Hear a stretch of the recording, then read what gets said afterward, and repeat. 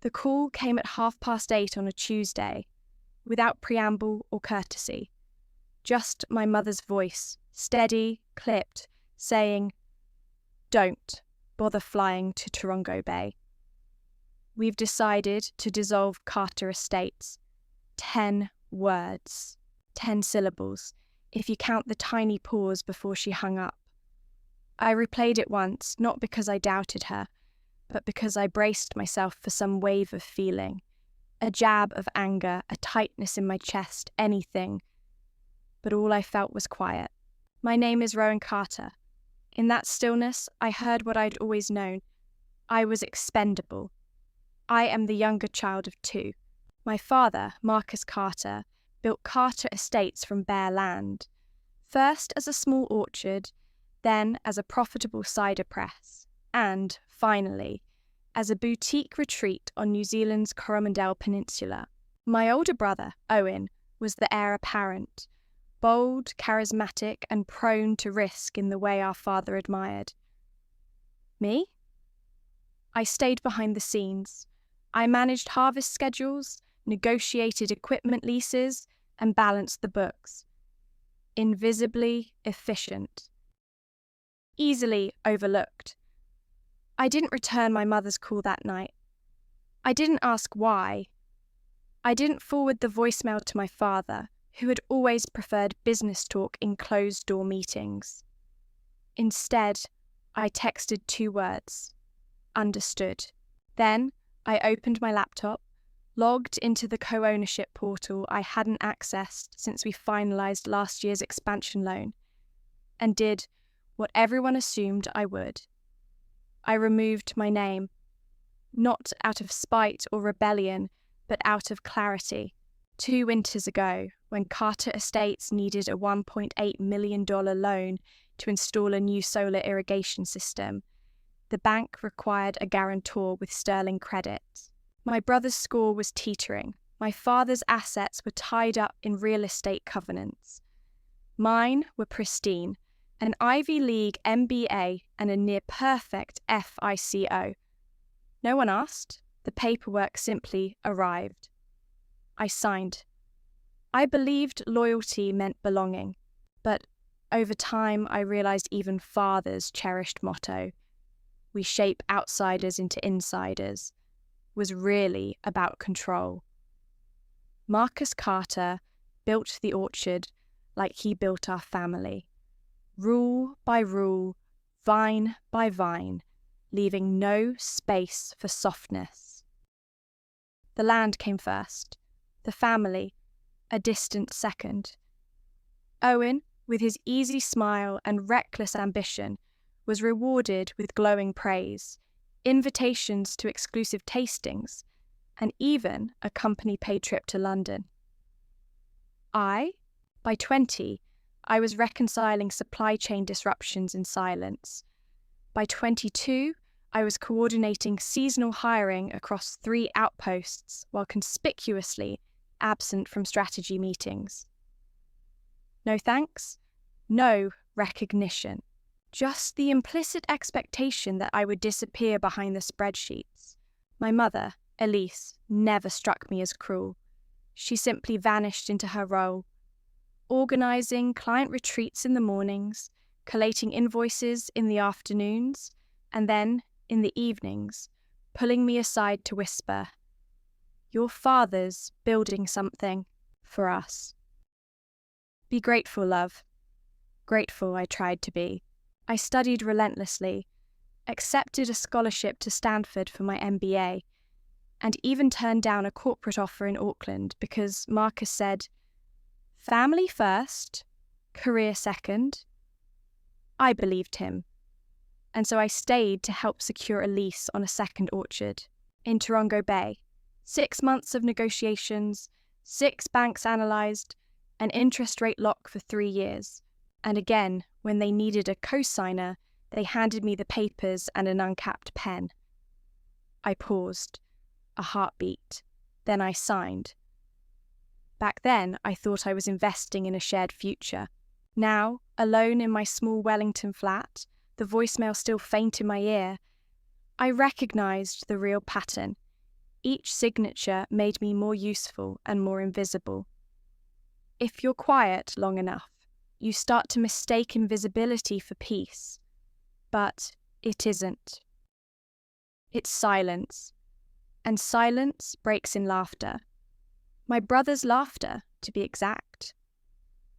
During last quarter's budget review, I raised a duplicated invoice for $14,600.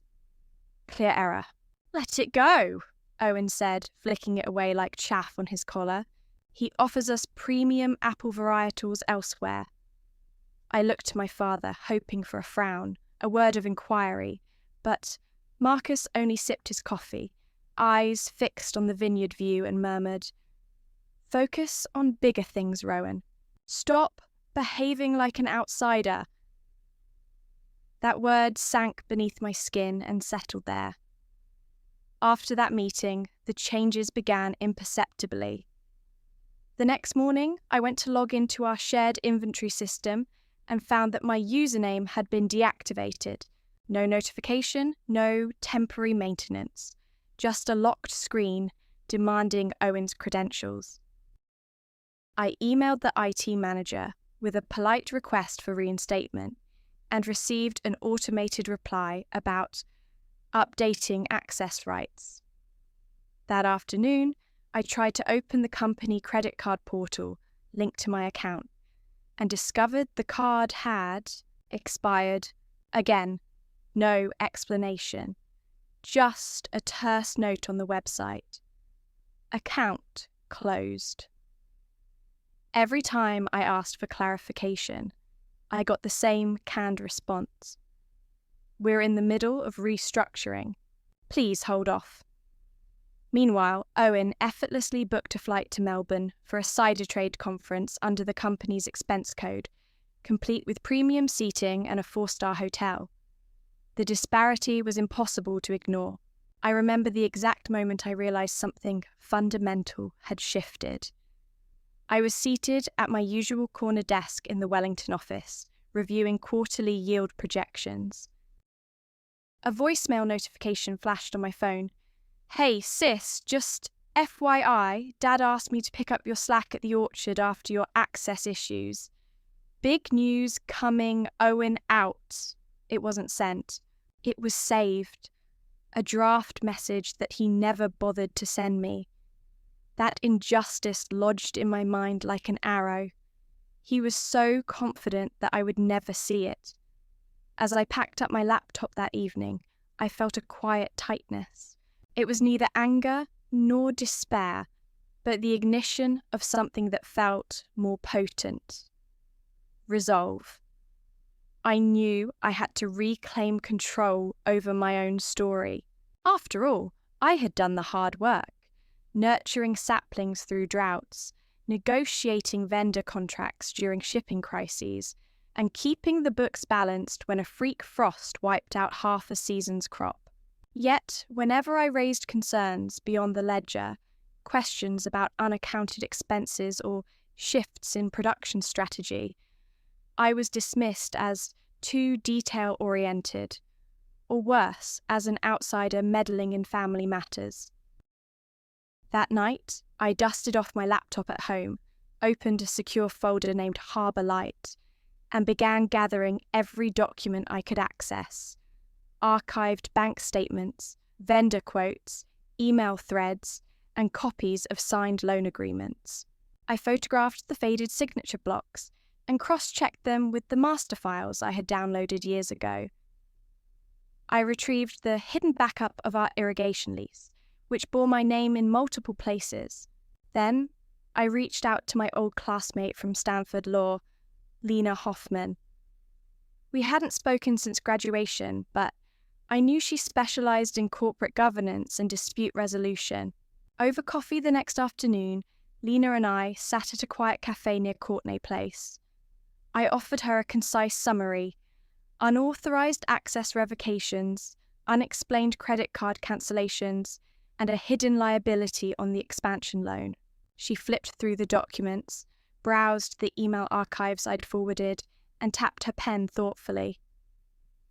"Rowan," she said, The bank cannot legally hold you to a loan if you're not officially a guarantor. And if your access was revoked unilaterally, that's a governance breach within Carter Estates. You have every right to demand your removal, and you can challenge any claims against you. But the key is timing. You need to act before they restructure the board and silence you completely. Her words crystallized my plan. I would prepare a formal withdrawal letter, outline the governance violations, and serve notice to both the bank and the board. I would seal my exit officially and then let the dominoes fall. It felt like stepping onto a cathedral's rooftop. Exhilarating and terrifying all at once. Back in my Wellington flat, I drafted the letter, quoting the exact clauses from our shareholder agreement and corporate bylaws. I referenced Section 12, subsection 4, which stipulated that any co-owner could withdraw with 30 days written notice, provided they were not a named guarantor. I attached a spreadsheet of irregular payments, over $20,000 funneled through a shell company owned by one of Owen's friends, labelled marketing research, but with no campaign to show. I highlighted duplicate maintenance invoices, inconsistent harvest yield reports, and vendor payments exceeding budgeted allowances.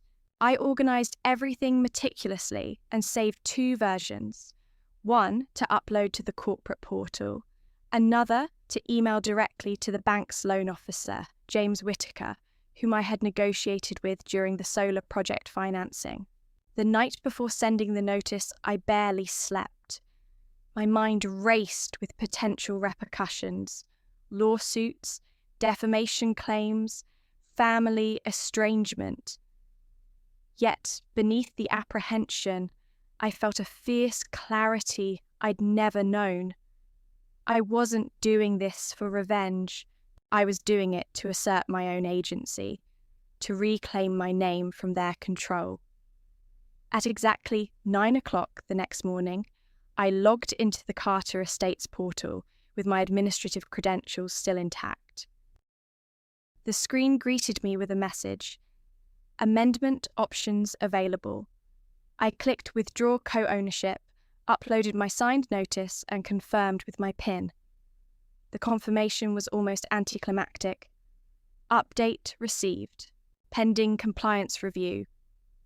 Then I forwarded the same documents to James Whitaker at Meridian Bank, along with a cover letter detailing the irregularities I'd found. No apologies. No threats. Just facts. By lunch, Meridian had frozen the operating account tied to Carter Estates until they completed their internal audit. Orders were paused, vendor payments halted, and the board's credit lines suspended. And in the sudden silence of an empty inbox, I felt something lift. I opened a new document, titled it Project Harbour Light, and drafted a client proposal for my consulting services, helping small agritech ventures navigate growth without losing control. That evening, I left my phone on airplane mode and cooked a simple dinner, roasted sweet potato and kale salad. I poured a glass of Pinot Noir, sat on my balcony, and watched the city lights blink on one by one. For the first time in years, I was entirely free to choose my own horizon. That evening, my phone buzzed incessantly against the polished oak of my writing desk. 32 missed calls from my father, 17 from my mother, 9 from Owen, and 1 unfamiliar number. I stared at the list, the digits blurring into a blur of black and white. For years, I had associated incessant notifications with crisis. Broken machinery in the orchard, a shipping container delayed at port, a critical payroll glitch. Now they rang hollow, like ghosts demanding my attention for sins I hadn't committed. I listened first to the voicemail from Meridian Bank's loan officer, James Whitaker. His voice was tight, anxious. "Ms. Carter, Rowan, this is James Whitaker." The account freeze was in response to irregular compliance flags, but we can unfreeze temporarily if you withdraw the notice. Please call me back immediately. His words echoed my own strategy back at me, a perversely accurate mirror. They wanted me to relent, to withdraw the withdrawal, to restore my complicity. I didn't call him back. Instead, I opened my secure folder, Project Harbour Light, and added his message to the Evidence subfolder, where each audio file, PDF, and screenshot rested like jagged teeth waiting for their day in court. Next, I braved my father's voicemail. His tone was controlled fury. "Rowan, how could you? I gave you everything, every resource, every opportunity. You better have a damn good reason for this." He didn't leave a callback number. He expected me to hear the accusation and capitulate, but I had rehearsed my response. I would not bow to an unseen power. My brother's text messages were shorter, but no less venomous. "What the hell did you think was going to happen? You're jeopardizing everyone's livelihood.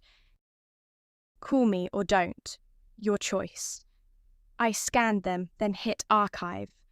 I no longer craved a sword fight, I wanted a courtroom, or at least irrefutable documentation. Late that night, I set aside my phone, brewed chamomile tea, and sat on the narrow couch in my Wellington flat. I opened my laptop and drafted an email to my mother, Elise Carter. I wrote calmly, using bullet points. 1. I have formally withdrawn from Carter Estates' co-ownership agreement effective today. 2. I have reported governance breaches and financial irregularities to Meridian Bank and am demanding a full audit. 3. I am available to discuss the transition process on neutral legal terms. I paused over the discuss line, then deleted it. I would not negotiate at her behest. My letter ended. "Mother, this decision is irrevocable. I wish you and Owen well in resolving the estate's affairs. Please direct any future correspondence to my legal counsel, Lena Hoffman, at the contact below." I clicked send and felt a weight lift. It was almost midnight. The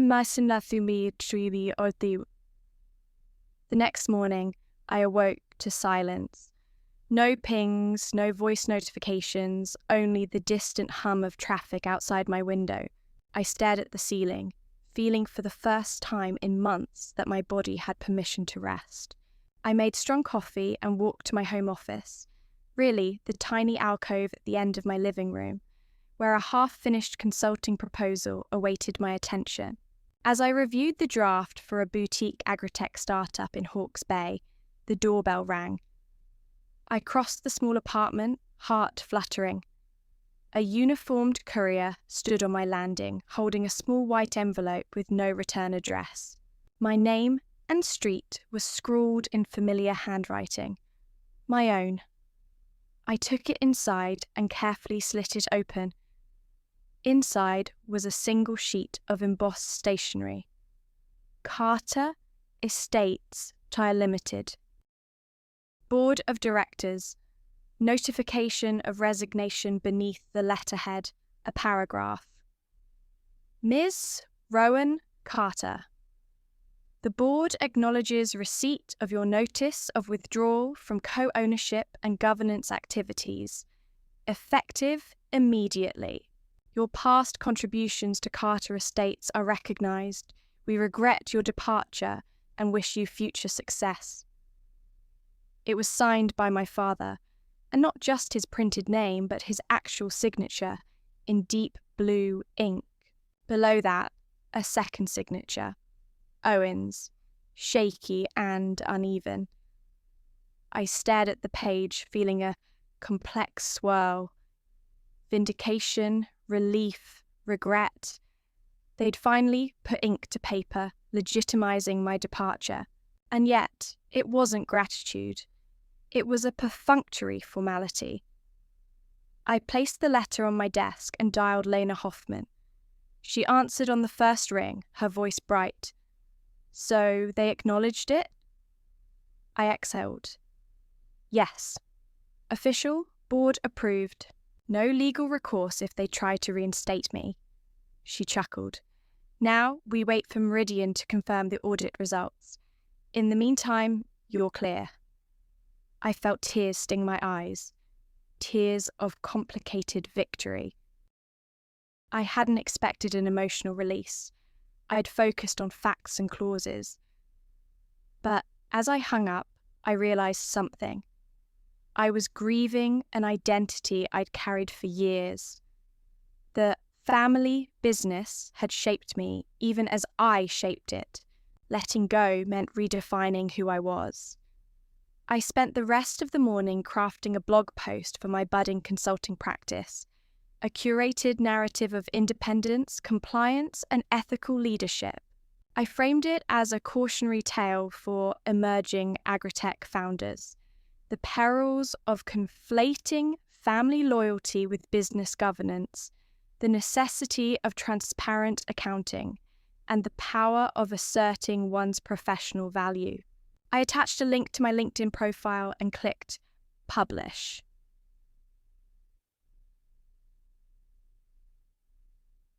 That evening, with the sun low over the Wellington harbour, I took a long walk along Oriental Parade. The sky was a wash of pink and gold, and I paused to watch a ferry glide past. In that moment, I felt untethered. Neither carter nor outsider, neither daughter nor co-owner, just me. Rowan Carter, consultant, author of my own story. My phone remained silent. No messages from my former colleagues, no imploring calls from family. I let it stay that way.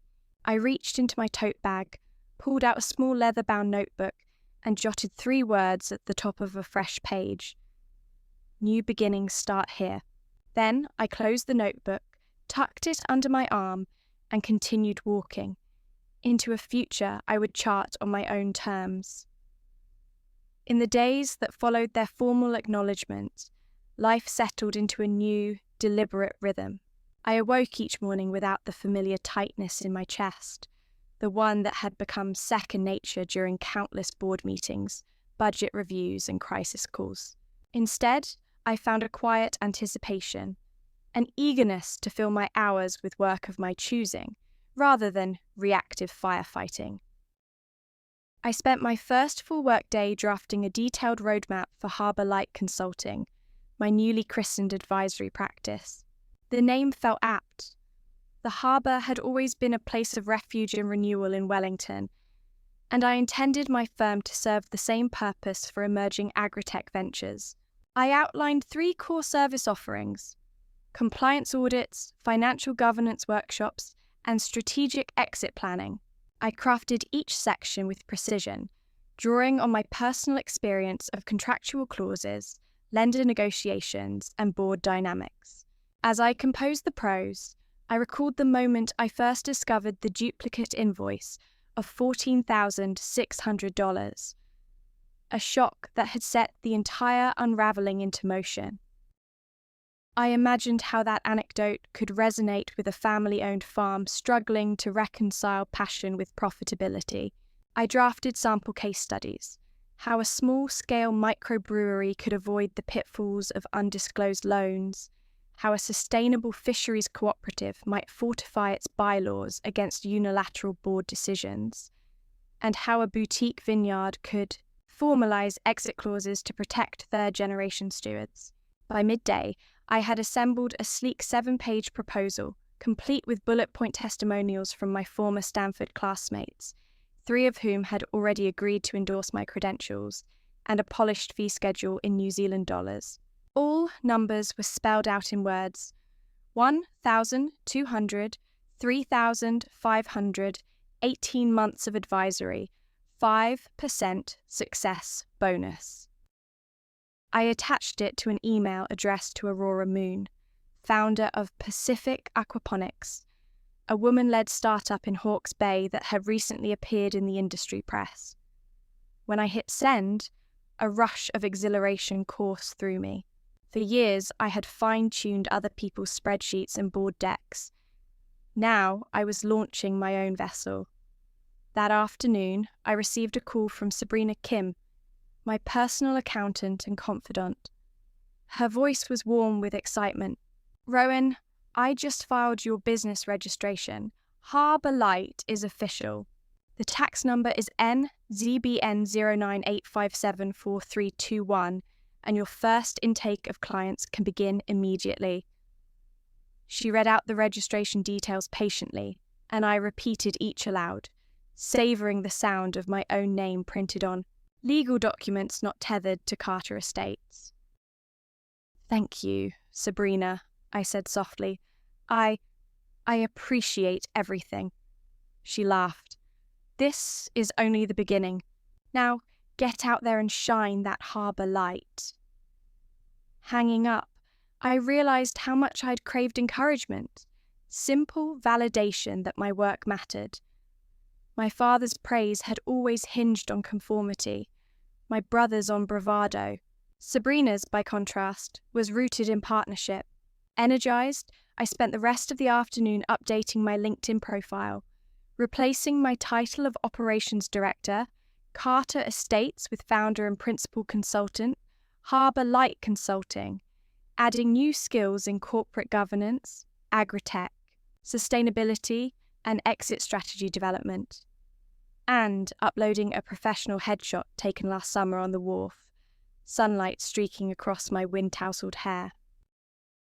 By early evening, I had 8 connection requests and 3 inbound messages. One was from Ethan McAllister, co-founder of Greenwave Hydroponics, seeking a 30-minute introductory call. Another from Mei Chen, CFO of Southern Orchard Ventures, inquiring about a full-day workshop on board best practices. And a third from Patrick Reynolds, the Deputy Mayor of Wellington City, offering to feature me in a local business conference next month. My heart fluttered. Invitations like these had once been channeled through corporate secretaries or filtered by assistant managers. Now they came directly to me. That night, I closed my laptop and poured a cup of green tea. I sat on the balcony of my flat, overlooking the harbour lights. The city felt both familiar and transformed, like me. The soft hum of ferries, the distant laughter of late-night strollers, the gentle lapping of water against the wharf. All of it spoke of possibility. I reflected on the letter from Carter Estates, my father's and my brother's signatures in deep blue ink, acknowledging my departure.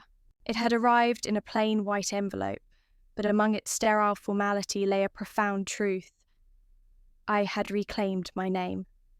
No longer a guarantor hidden in footnotes. No longer an outsider silenced by family dynamics.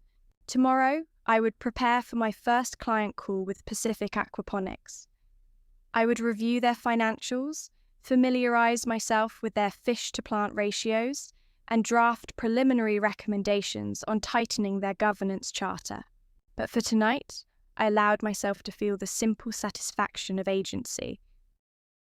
I closed my eyes and whispered, almost to the harbour breeze, "You're finally visible."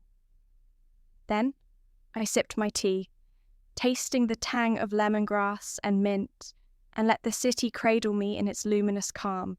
The next morning, I woke to the sound of my own alarm. No frantic phone calls, no urgent emails demanding explanations. Instead, there was only a soft chime from my calendar, reminding me of my first official call with Pacific Aquaponics at 8:30. I slid out of bed and padded across the wooden floorboards of my Wellington flat, my heart brimming with anticipation rather than dread.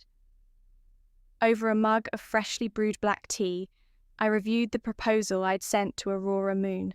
I had outlined a comprehensive compliance audit, highlighting 4 key areas: contractual clarity, financial oversight, board governance, and risk management. I'd suggested an initial 2-day on-site visit to Hawke's Bay to conduct interviews and system walkthroughs, followed by a 3-week remote analysis and a final presentation of recommendations. All of it was spelled out in precise, confident language. Language I knew by heart because I had lived it. At 8:10, I logged into the video conference platform. My screen lit up with Aurora's warm smile framed by the lush green of her indoor fish tanks. She introduced me to her operations manager, Gabe Sinclair, and their head aquaculturist, Priya Patel.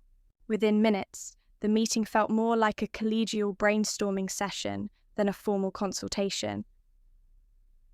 "I've read your proposal, Rowan," Aurora began, her New Zealand accent soft and clear. "Your experience with Carter Estates intrigues me. I want to understand how you'd approach our decentralised funding model, where local growers and fish farmers each invest in separate pods. We've hit governance snags where no one person has ultimate oversight." I nodded. Decentralised models are powerful for community engagement, but can fragment accountability. In my audit, I'll map out decision-making flows and identify any overlap or gaps. For example, if you have 10 pod investors, each holding 10% equity, you need a charter that defines voting thresholds, say a 75% majority for budget approvals, so decisions aren't held hostage by a single dissenting minority. Priya leaned forward. "That makes sense. We've struggled with pod owners refusing to fund critical system upgrades, even when those upgrades benefit the entire facility." "Exactly," I replied. "My first recommendation is to establish a pod council with rotating leadership. Each quarter, one owner chairs the council, ensuring everyone's interests are represented. Then, implement clear escalation protocols. If a pod council cannot reach the required majority for essential maintenance, those decisions escalate to an executive committee you and Gabe would chair." Gabe scribbled notes eagerly. Aurora's eyes shone with relief. "That's practical. I can already see how it reduces bottlenecks." We spent the next 45 minutes drilling deeper into Pacific Aquaponics budgeting cadence, vendor contracting process, and potential governance blind spots.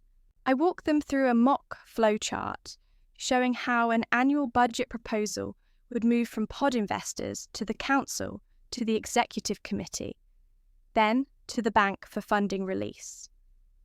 By the end of the call, Aurora was smiling broadly. "This is exactly why I reached out. Rowan, I'd like to formally engage you for a full compliance audit and governance workshop.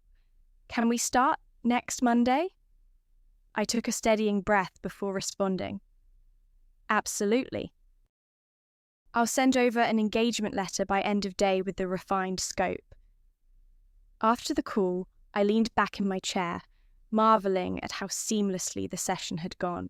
For years, I had held back in meetings with my family, deferring to Owen's charisma and my father's authority. Now, I was leading the conversation, and clients were welcoming my expertise. That afternoon, I crafted the engagement letter, ensuring every deliverable, timeline, and fee detail was spelled out. I included a clause offering no risk cancellation within 14 days if Pacific Aquaponics wasn't satisfied. An extra layer of confidence that echoed my own commitment to transparency. I also attached a 1-page outline for the governance workshop, complete with interactive exercises and case studies drawn from my own experiences at Carter Estates. By sunset, the signed engagement letter sat in my inbox. Aurora had added a personal note. "Welcome aboard, Rowan. Excited to have you guide us?"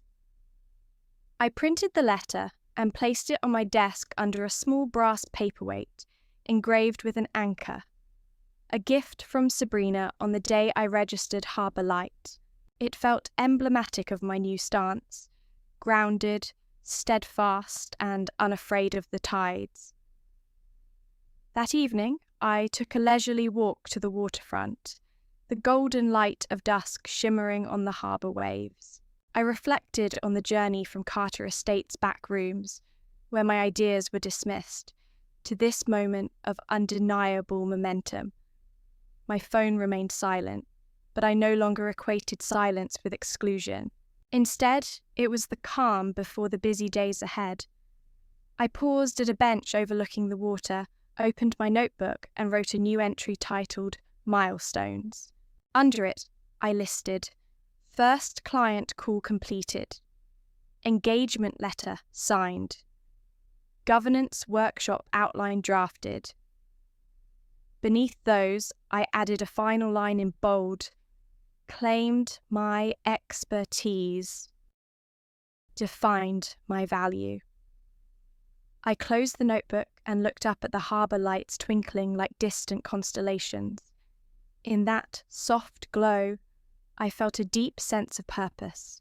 I was no longer the invisible hand behind someone else's legacy. I was the visible architect of my own. And as long as I kept my name in ink and in law, no one could make me disappear again. The weekend arrived, and with it, the first real respite I'd experienced in years. No client calls, no inbox notifications demanding immediate action, just the promise of 2 days where my only responsibility was to myself. I decided to spend Saturday exploring the nearby Remutaka Forest Park, trading business plans for bird calls and the scent of manuka blossoms. I packed a small backpack with water, a light snack, and my leather-bound notebook, then caught the early train from Wellington Station. As the carriage rumbled north, I watched mist rise from the hills, pale tendrils dissolving into the morning light. I realised I hadn't ridden a train without my mind racing about spreadsheets or corporate bylaws since my undergraduate years. The unfamiliar freedom felt exhilarating and, at times, unsettling, like stepping off a tightrope onto solid ground. When the train pulled into Upper Hutt, I disembarked and followed a sign toward the Kaitoki Regional Park entrance, where marked trails led into ancient beech forest and alongside tumbling streams. Within minutes, I traded the hum of engines for the quiet symphony of nature, cicadas chirring in the canopy, tuis flitting between branches, and the steady rush of the Pakuratahi River far below. I hiked the Golan Track for roughly 6 kilometres, pausing at scenic overlooks to jot reflections in my notebook. I wrote about the stark contrast between my former life, marked by closed-door board meetings and whispered directives, and this unguarded expanse where decisions were mine alone. I considered how I had chained myself to a legacy that never saw me, and how I now relished being both author and protagonist of my own story. By midday, I reached the junction overlooking the river bend. I sat on a mossy rock, ate a homemade spinach and feta wrap, and allowed the sunlight through the ferns to warm my skin. I felt remarkably at peace. And yet, as the wind whispered through the canopy, a subtle restlessness stirred. I realised that, even free from Carter Estates, I craved structure and purpose. I thrived not only on autonomy, but on engagement, on solving problems, guiding teams, and witnessing transformation. The challenge, I concluded, was to balance independence with meaningful collaboration. With that clarity, I returned to Wellington just as the sky shifted from gold to lilac.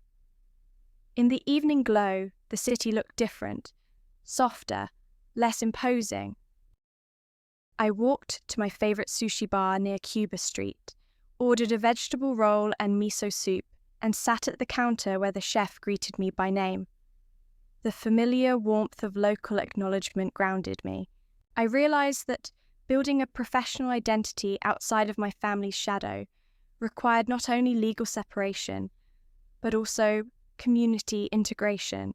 My network of mentors and peers, Sabrina, Lena, and the Stanford Group, would serve as my new board of advisors. On Sunday morning, I awakened early and brewed strong coffee.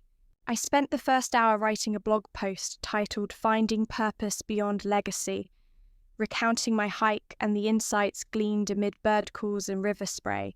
I wove in lessons about nature's resilience and parallels to enterprise, how forests regenerate after fires, how rivers carve new paths when blocked, and how ecosystems thrive on diversity and balance.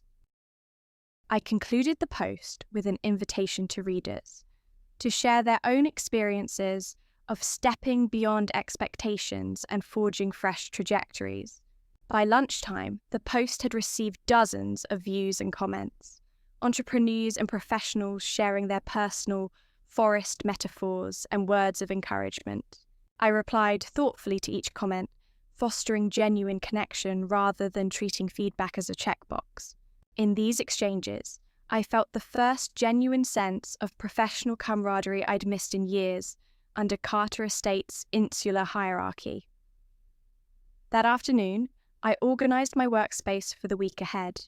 I cleared old files from my filing cabinet, documents tied to the orchard expansion, notes from Carter Estate's board meetings, obsolete vendor quotes, and placed them into a storage box labelled Archive 2023.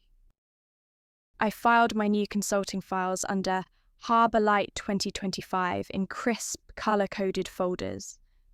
The process felt ritualistic, like releasing one version of myself to make way for another. As dusk settled, I prepared a simple dinner of roasted kumara and grilled halloumi, pouring a glass of Sauvignon Blanc. My choice, not simply what was stocked in the Carter Estate's cellar. I dined on my balcony, listening to the distant horns of ferries and watching the harbour lights emerge.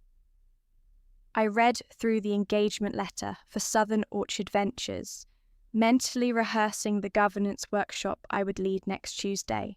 Then, I reviewed the itinerary for Pacific Aquaponics farm visit the following week, ensuring my travel plans were confirmed and my presentation deck finalised. Before bed, I returned to my leather-bound notebook and penned a new entry under Batch 6 Groundwork. Nature Retreat, Regained Perspective, Published Reflection, Community Engagement, Workspace Reset, Archived Old, Organised New, Prepared. For upcoming projects, Southern Orchard and Pacific Aquaponics. I closed the notebook and inhaled deeply, feeling the fine line between release and renewal. I had stepped away from a legacy that never truly embraced me, only to step into a purpose I had chosen and crafted myself. In that knowledge lay my power, and as I switched off the lamp, the final thought that drifted through my mind was a firm reassurance. I belonged to my own vision, to a community of peers, and to the promise of each new dawn. Monday morning arrived brisk and clear, the air scented with salt from Wellington Harbour. I dressed deliberately in a tailored navy blazer, crisp white blouse, and charcoal slacks. Professional yet approachable attire, chosen to reflect the balance of authority and collaboration I intended to bring to Southern Orchard Ventures governance. Workshop. As I gathered my notes and laptop into the leather briefcase that once carried my Carter Estate's credentials, I felt a surge of purpose. This was no longer about family expectations or legacy obligations. This was entirely mine. I arrived at Southern Orchard's headquarters, a restored barn on the outskirts of Nelson, at 9 o'clock sharp. The building's weathered timbers blended seamlessly with the surrounding apple groves, and the morning sun filtered through mullioned windows, casting warm patterns on the polished wooden floor. I paused on the threshold, inhaling the crisp scent of fresh timber and orchard earth, and reminded myself to savour every detail of this day, the first independent workshop under the Harbour Light banner. Inside, I was greeted by Mei Chen, the company's chief financial officer, whose bright smile and firm handshake radiated genuine enthusiasm. She introduced me to the boardroom, A long, repurposed harvest table, surrounded by an eclectic mix of high-back chairs, each one donated by a long-time vendor. On the wall hung a whiteboard stitched together from reclaimed pallets, already adorned with colourful sticky notes marking goals, pain points, and risk areas. The scene was a testament to the company's commitment to sustainability and creative problem-solving, principles I valued deeply. By 9:15, Tamsin Rivers, the operations manager, and Jai Patel, the head of marketing, had joined us. Tamsin nodded as I began setting up my laptop. We've been looking forward to your perspectives on formalizing our decision-making processes. We trust your experience will help streamline our board meetings and clarify responsibilities. Jai offered me a cup of herbal tea, peppermint with a hint of manuka honey, an unmistakable taste of Aotearoa. I accepted gratefully, placing the steaming mug beside my laptop. I launched the workshop with a brief personal introduction.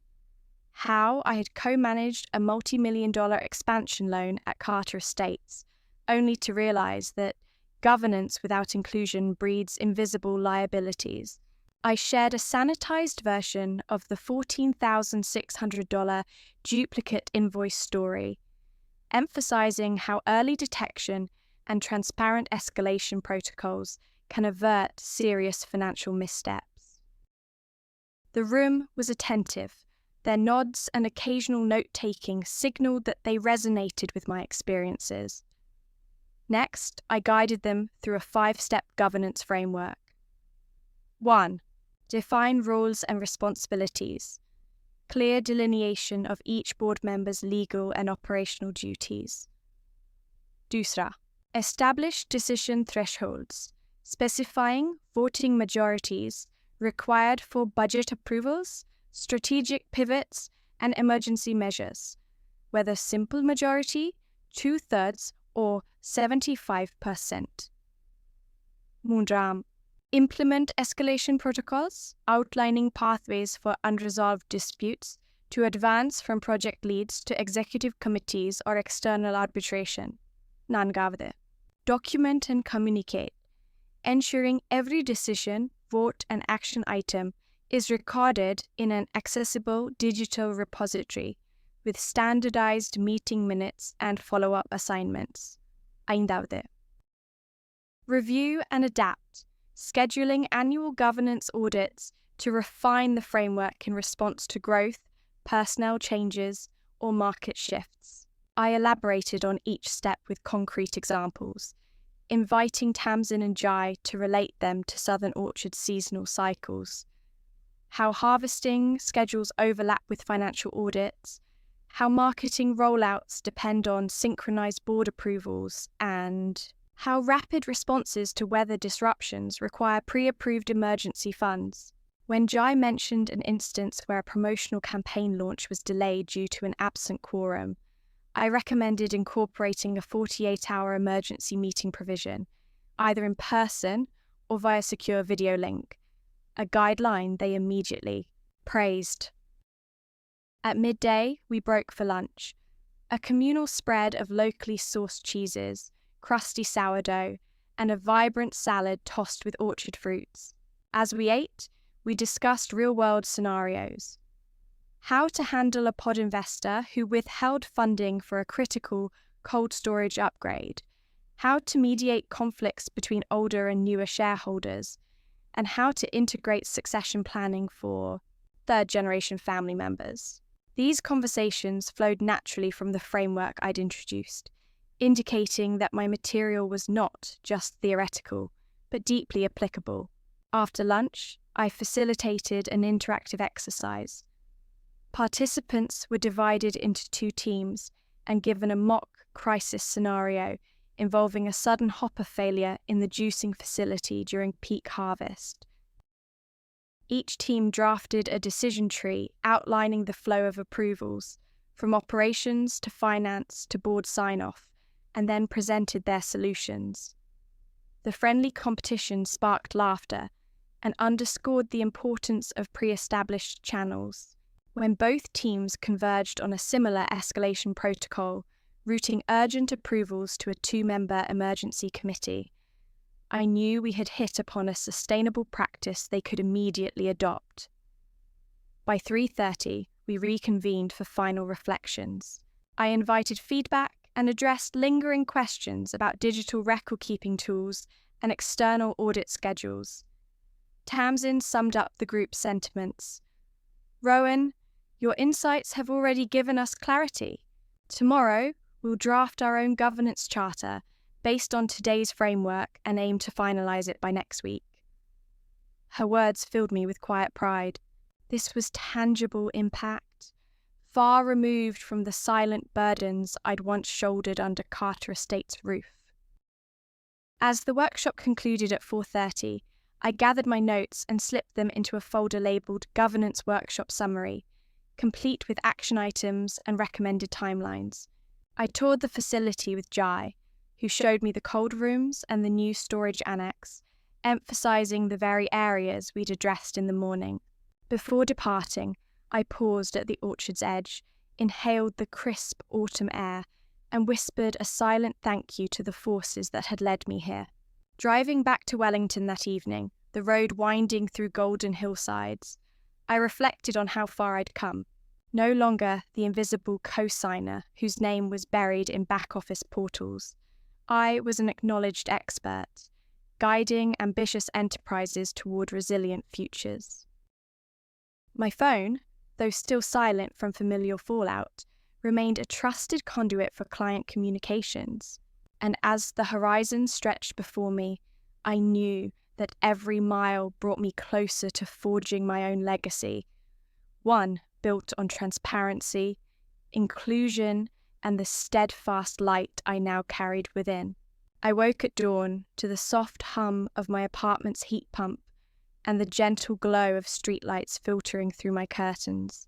Today was the on-site visit to Pacific Aquaponics, my first multi-day engagement that would test both my logistical planning and my ability to translate remote recommendations into real-world practice. I dressed in tailored khaki trousers and a lightweight linen blouse, tucking a slim notebook into the pocket of my satchel, along with my tablet, a spare charger, and my well-worn leather portfolio. All numbers, dates, and action items were spelled out in words in my onboarding document. 2-day site assessment, 3-week remote analysis, 75% decision threshold recommendations. I was ready. By 7 o'clock, I had grabbed a strong espresso at the nearby cafe and hailed a rideshare to Wellington Airport. The crisp morning air invigorated me as the car wove through empty streets. I reviewed my notes on Pacific Aquaponics' decentralized funding structure, picturing the pods of fish tanks and hydroponic beds that Aurora had described.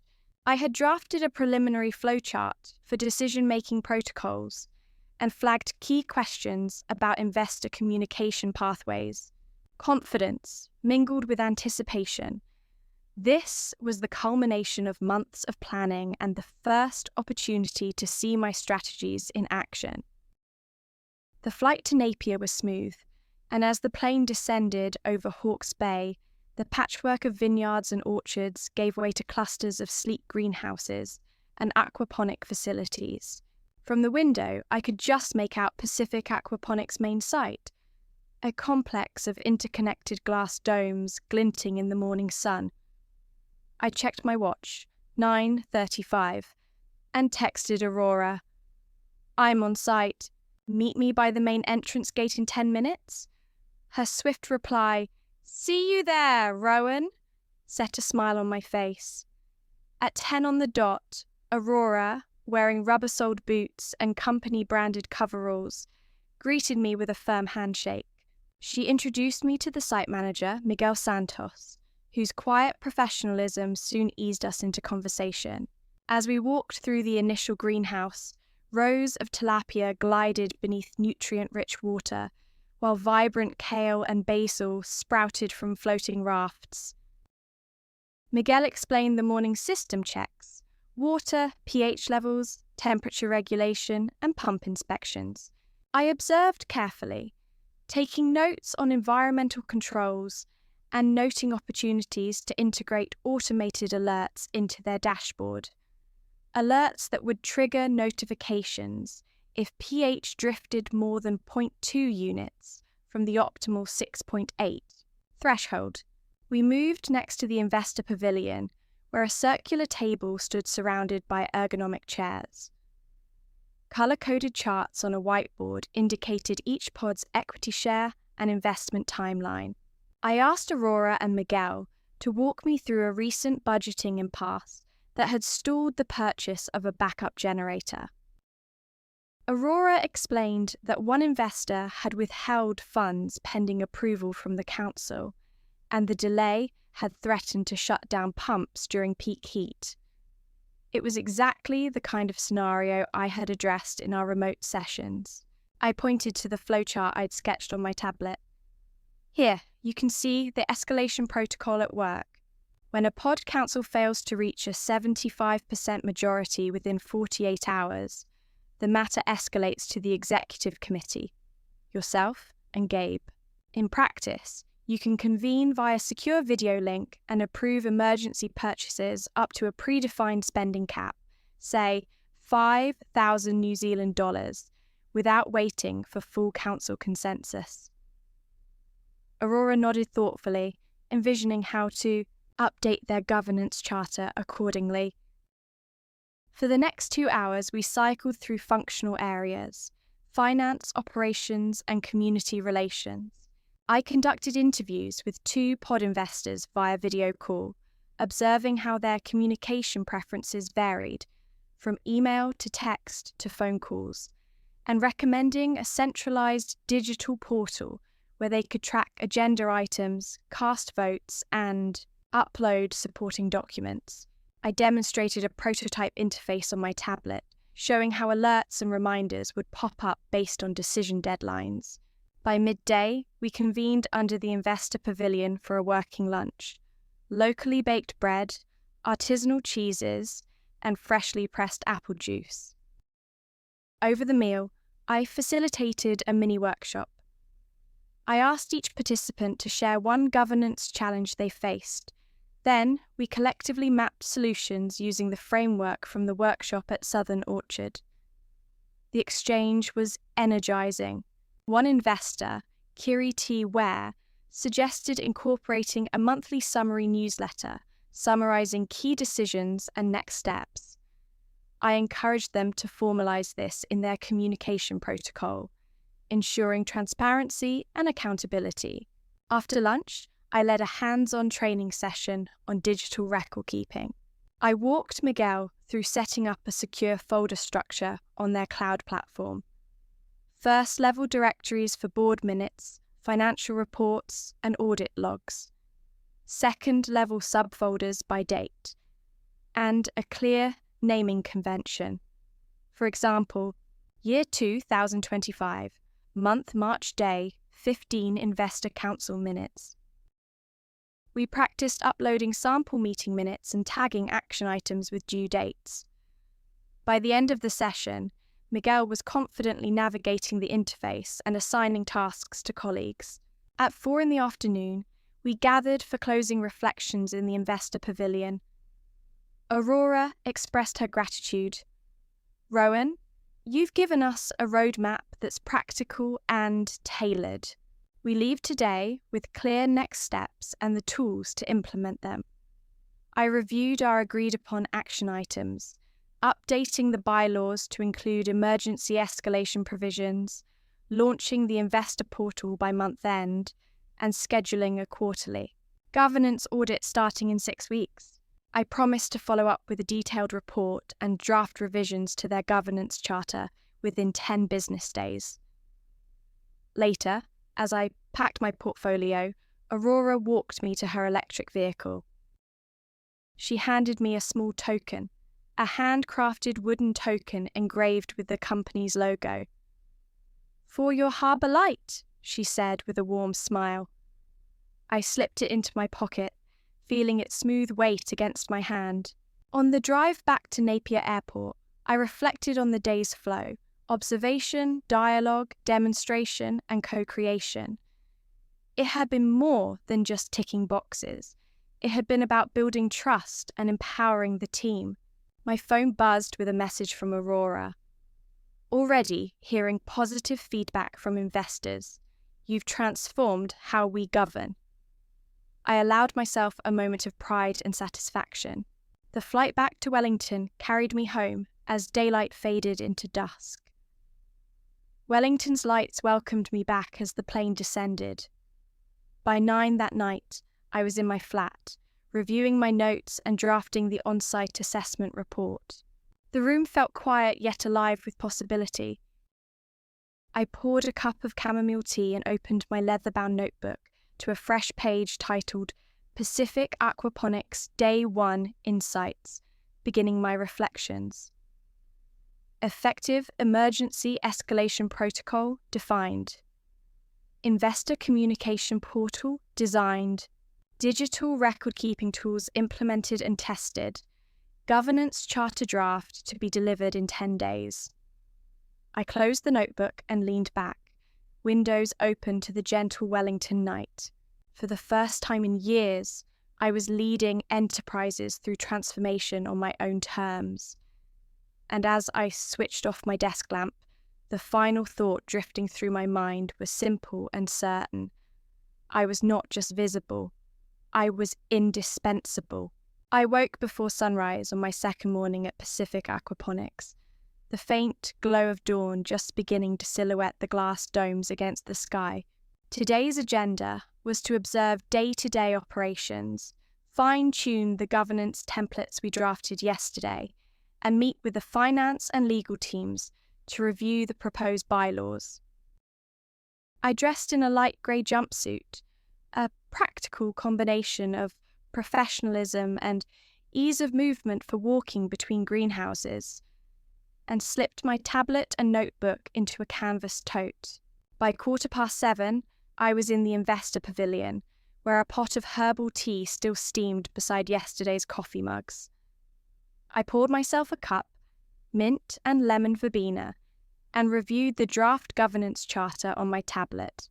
All sections were labelled in words: governance scope, decision thresholds, escalation protocols, and communication standards. I had highlighted the clause requiring a 75% majority for any capital expenditure exceeding $5,000 New Zealand dollars, and I planned to solicit feedback on that today. Just after 7:30, Miguel arrived, carrying a stack of printed documents. He smiled and set them on the table. Aurora asked me to compile your notes from yesterday and include our legal team's comments, he said.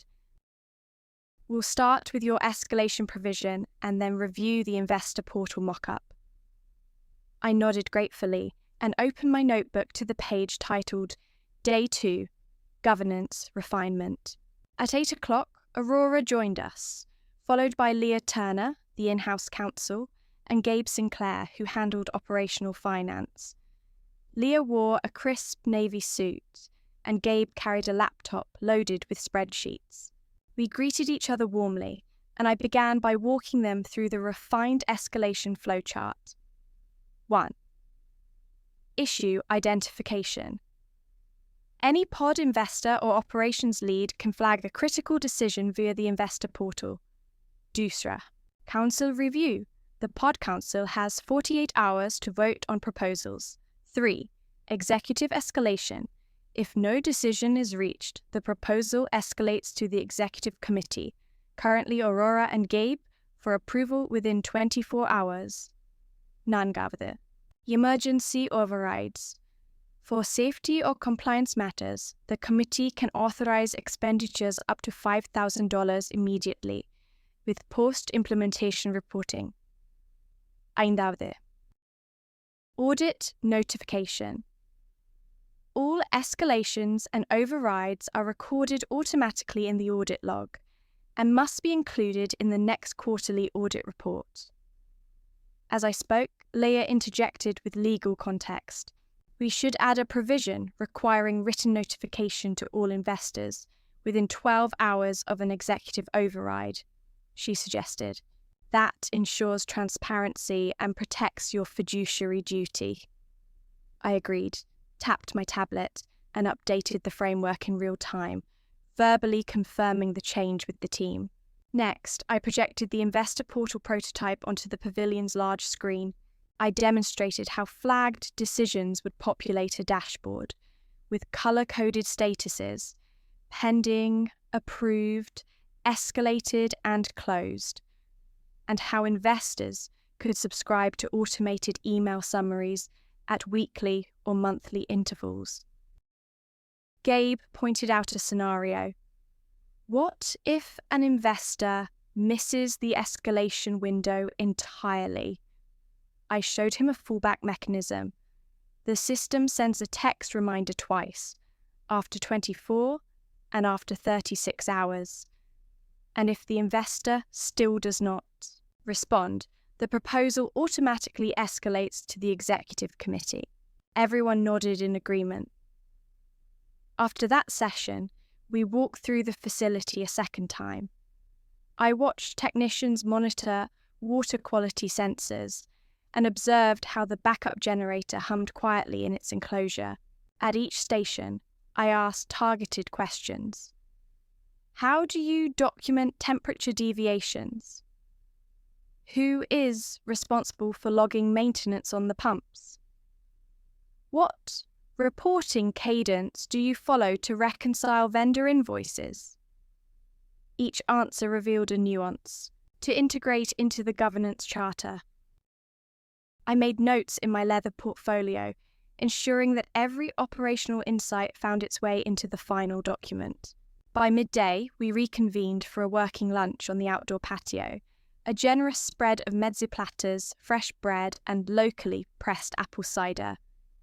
The informal setting encouraged candid discussion. Leah described upcoming regulatory changes that could affect aquaponics, new water usage standards, and food safety audits. And we discussed how to embed compliance triggers into the escalation protocols. Aurora suggested including a clause for periodic legal reviews every 6 months. I agreed and added it to my notes under Legal Compliance Cycle.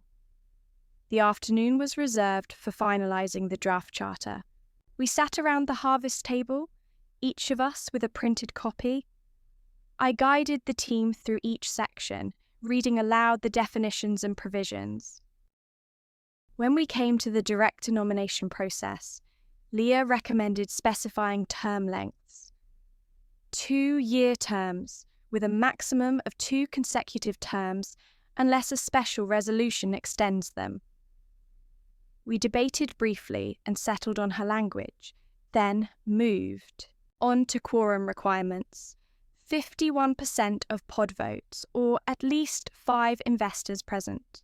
At around 3:30, we completed our review. Aurora closed her eyes and exhaled deeply. Rowan, this is more comprehensive than I ever imagined, she said.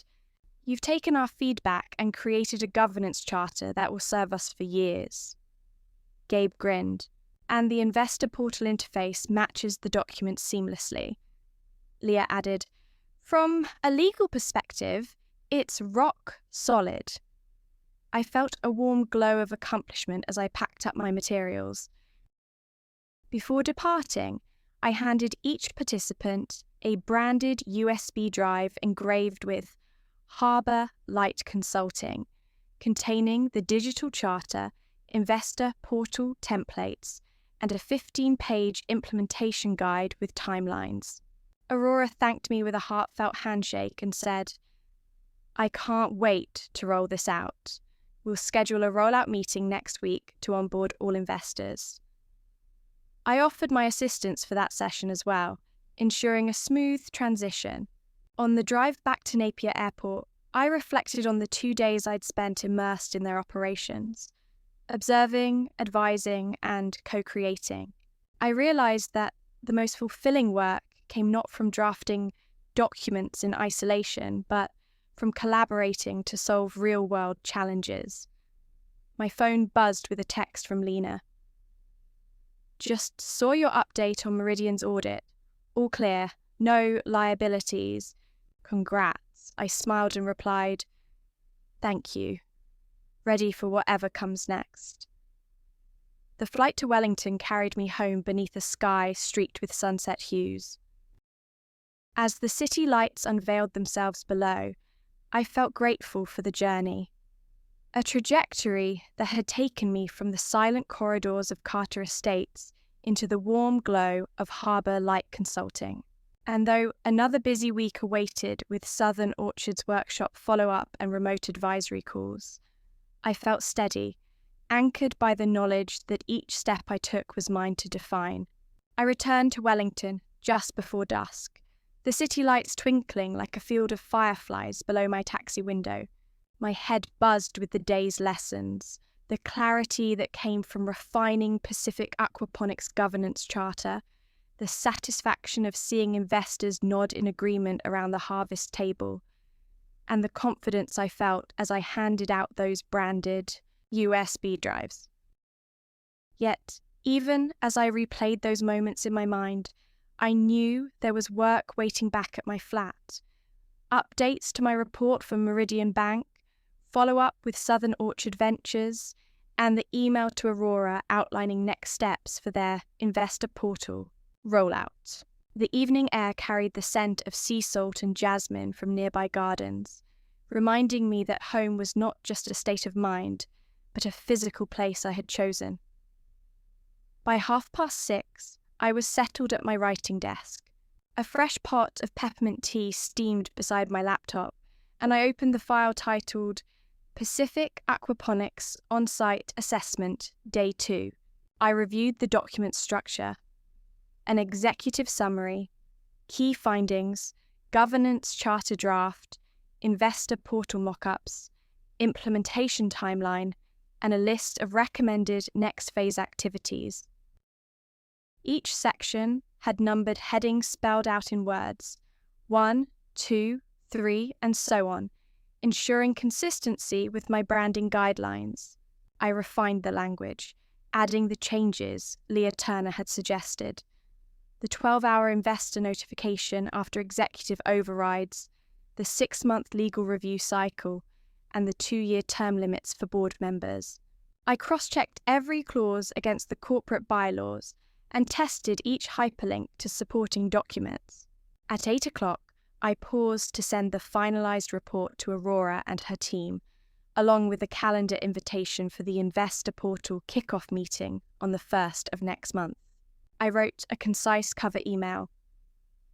Dear Aurora, please find attached the completed on-site assessment report, including the refined governance charter, investor portal interface designs, and the implementation guide. I look forward to our portal rollout session on the 1st of next month at 10 o'clock. In the meantime, feel free to reach out with any questions. Warm regards, Rowan Carter, founder and principal consultant, Harbour Light Consulting. I hit send and leaned back in my chair, exhaling deeply. The soft chime of my email client confirmed that the message had departed. I allowed myself a moment to acknowledge the small victory. Clear communication delivered on time, no last-minute corrections, no ambiguous next steps. Next, I turned to Southern Orchard Ventures. I drafted a follow-up email to Mei Chen and Tamsin Rivers, summarizing the 5-step governance framework we had co-created, listing the 2 action items they would address this week, finalizing the emergency escalation provision, and scheduling the first quarterly governance audit, and attaching a slide deck with customizable templates.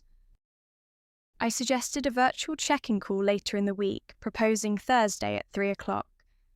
I signed off with my usual blend of warmth and professionalism. With both key clients updated, I reviewed my calendar for the coming days. A virtual meeting with Greenwave Hydroponics on Wednesday morning. drafting the governance workshop materials for Southern Orchard's next session on Friday, and a 1-hour consultation call with Mei Chen on Thursday. I smiled, realizing that my week would be busy but balanced, each engagement distinct, each requiring my full attention, and each reinforcing the value I brought. Before closing my laptop, I opened a new draft for a LinkedIn article. I titled it From Invisible Co-Signer to Visible Consultant: Lessons in Governance, Resilience, and Self-Authorship. I wrote the opening paragraphs, weaving an anecdote about that voicemail my mother left 2 years ago, and the moment I realized that silence was not peace, I outlined 3 core lessons: assert your value early, document everything, and design transparent processes. I paused at the end of the introduction, planning to flesh out examples from Carter Estates, Southern Orchard, and Pacific Aquaponics. The article felt daunting, but I reminded myself that storytelling was part of my brand, sharing insights in a way that resonated with other professionals who might see themselves in my journey. By 10:30, I closed the draft and sighed contentedly. My home office was a picture of ordered calm, a small potted succulent at the edge of my desk, a stack of Liberty Theatre playbills collected over past weekends, and the brass paperweight shaped like an anchor, a symbol of Harbour Light Consulting. I glanced at the framed photograph above my desk, a shot from my Stanford graduation, cap tossed mid-air against a backdrop of red brick. It was a reminder of how far I had come, and of the potential that still lay ahead. I powered down my laptop and poured myself a glass of Pinot Gris. My choice, not dictated by any family cellar inventory. I carried it to the balcony, where the night air felt cool against my skin. I took a slow sip, tasting the crisp notes of apple and pear, and let my gaze drift across the harbour. The water was calm, reflecting the city lights like glittering sequins. In that moment of quiet triumph, I realised something essential. Visibility was not a gift granted by others, but a right I had claimed. Each email sent, each workshop led, each report delivered was an assertion of my expertise and agency, no longer bound by the unspoken expectations of a family business that took me for granted. I was now the architect of my own path. And as I set down my glass and inhaled the Atlantic breeze, I felt ready for whatever the next dawn would bring, anchored by my past, guided by my purpose, and illuminated by my own harbour light. I awoke to the low hum of traffic outside my window, sunlight filtering through the sheer curtains and casting shifting patterns on the hardwood floor. It was Wednesday morning, and my calendar reminded me of a half-hour call with Ethan McAllister, co-founder of Green Wave Hydroponics, to discuss their pilot expansion in the Bay of Plenty region. I stretched, reached for my leather-bound notebook, and flipped to the pages headed Green Wave Intake Call, where I had already sketched 3 key discussion points in written words: current governance gaps, risk mitigation strategies, and long-term exit planning. Over the past 2 days, I had finalised the governance charter for Pacific Aquaponics and updated Southern Orchard's escalation protocols, and now I was eager to replicate that same structured clarity for another innovative venture. By 8 o'clock, I settled into my home office, tapped open the video conference application, and greeted Ethan with a warm smile. He appeared on screen against the backdrop of a sleek indoor greenhouse module. "Good morning, Rowan," he said, adjusting his glasses. "Thanks for making time on such short notice." I nodded and offered a brief thanks for including me in their next growth phase. Ethan introduced Marisol Reyes, their Chief Technical Officer, and Tom Zhang, Head of Investor Relations. Each of them had prepared their own set of notes, and I could sense the hunger for practical solutions. We began with a review of their current governance structure, which Ethan described as a lean model ideal for rapid prototyping, but lacking formal escalation mechanisms. I listened carefully as Marisol detailed recent supply chain bottlenecks, delayed nutrient deliveries, and cracked seeds that had cost them both time and investor confidence. Each anecdote underscored the need for reliable decision-making channels and transparent documentation. I leaned forward, tapping my pen against the desk to emphasize each point as I spoke. Your model allows for agile responses, which is excellent for innovation, I said. But without defined thresholds and oversight, small disruptions can cascade into larger financial or reputational risks. I outlined a 4-step augmentation plan.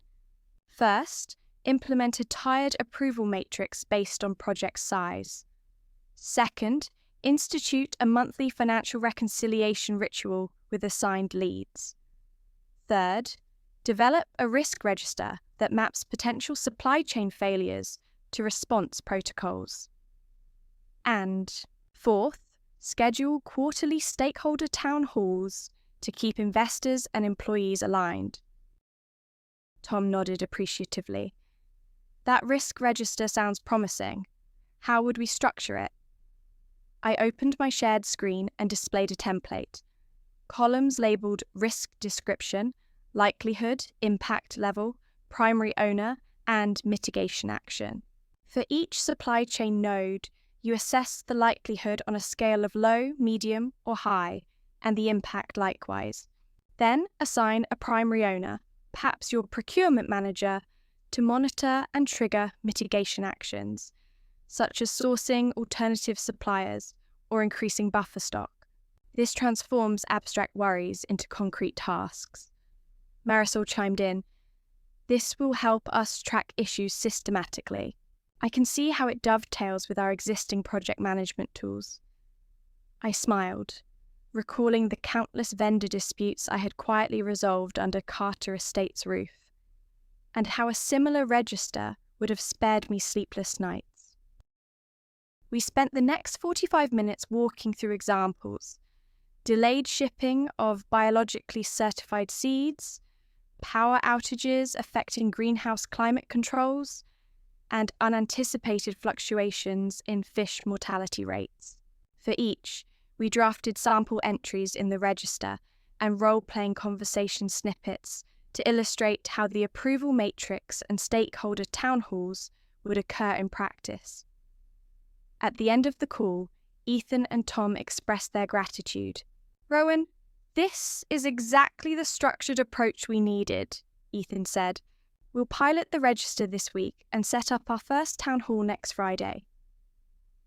I confirmed the follow-up. I would receive their initial risk entries by Friday morning and prepare a concise 1-page summary for stakeholders. As the call ended, I felt a familiar surge of satisfaction.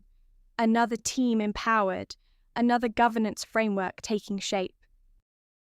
Midday found me drafting the 1-page summary template for Pacific Aquaponics, incorporating feedback from Aurora's investor portal kickoff. I labelled the document Governance Dashboard, Pacific Aquaponics, and organised sections under key metrics, escalation log, and upcoming reviews. I included placeholders for 5 critical KPIs: water quality incidents, escalation counts, override expenditures, audit compliance status, and policy revision dates, each spelled out in text to maintain consistency with my branding guidelines. By 2:00, the draft was ready for review and sent to Aurora for her input. Later that afternoon, I shifted focus to Southern Orchard Ventures, preparing materials for their next virtual check-in. I refined the slide deck to include interactive polls, asking participants to vote on priority risk areas during the meeting, and embedded screenshots of their updated digital record-keeping system. I rehearsed my talking points aloud, emphasizing how their adoption of structured governance had already yielded tangible improvements, accelerated decision times, reduced budget variances, and stronger investor confidence. When evening arrived, I closed my laptop and decided to step away from screens. I prepared a simple dinner, grilled eggplant with tahini and a side of steamed greens, then settled on the couch with my notebook, flipping to a blank page labelled Reflections Week 2. I wrote 3 paragraphs in flowing script about the evolution of my identity, from silent collaborator of a family empire to independent consultant illuminating pathways for others. I acknowledged the persistent ache of family estrangement, but I also noted the liberation that came with each client's success, each governance milestone achieved. Before bed, I drafted a tweet, brief yet heartfelt. Governance is not red tape. It's a roadmap that guides innovation into sustainable impact. Leadership, Shakti Agritech, Shakti Harbour Light. I scheduled it for the next morning at 8, aligning with my brand's cadence of thoughtful insights shared at the start of each business day. I turned off the lamp, letting the room linger in darkness, punctuated by the distant glow of streetlights. As I closed my eyes, I affirmed to myself, I was more than a name removed from a co-ownership portal. I was a force for clarity, accountability and growth, visible, valued and fully realised. Friday morning dawned crisp and clear, the sky above Wellington a flawless expanse of pale blue. I sat at my desk by 7 o'clock, savouring a mug of rooibos tea while reviewing my to-do list for the day.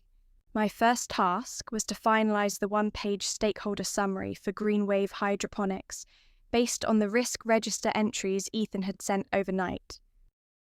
Next, I would host the virtual town hall for Southern Orchard Ventures at 10:45 a.m, and then commit the afternoon to drafting my LinkedIn article on governance lessons learned from family business dynamics.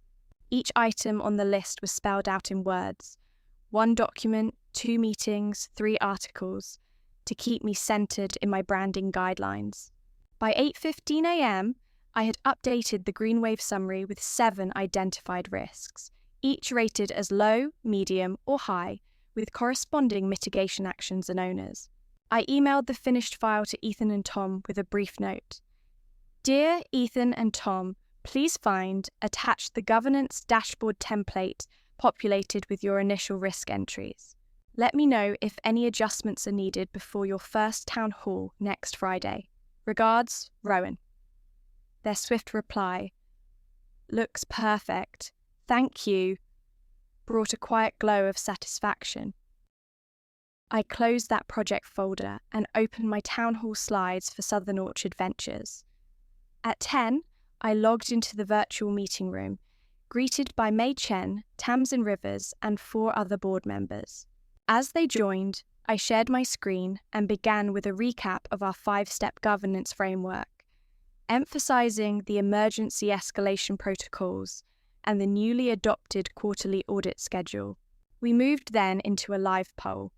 Participants rated their confidence in each governance component on a scale of 1 to 5, with 5 signalling high confidence.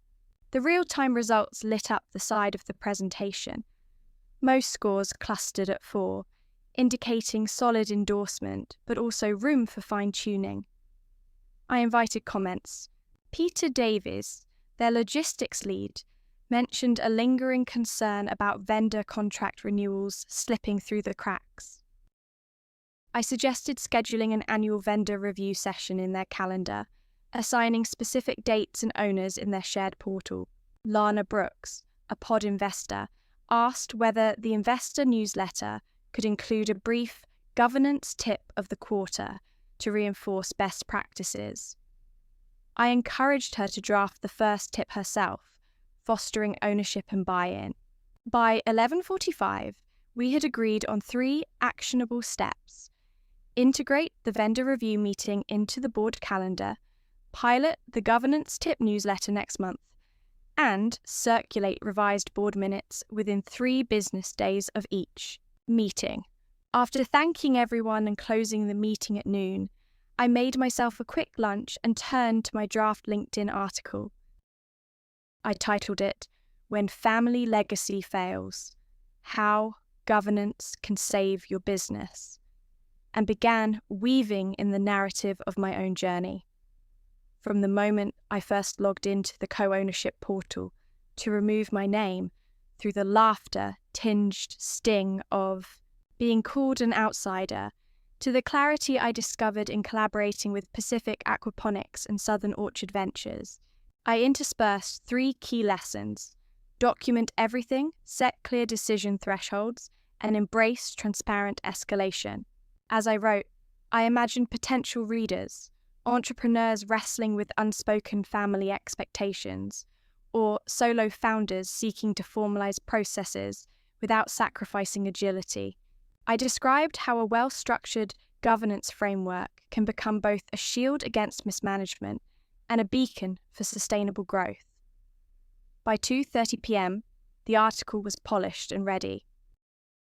I hit publish and immediately shared it to my network, accompanying it with a concise post. Too often, family businesses bind employees in silence, mistaking quiet compliance for loyalty. In my experience, the real power lies in clear governance, setting roles, thresholds, and escalation paths that keep everyone visible and accountable. Here are 3 lessons I've learned. Leadership, so governance, Arbeit. Within minutes, likes and comments began to accumulate. Former classmates, industry peers, and even complete strangers commended the insights. One comment from a 3rd-generation winery operator read, "This resonates deeply. Thank you for sharing." I replied thoughtfully, inviting further discussion.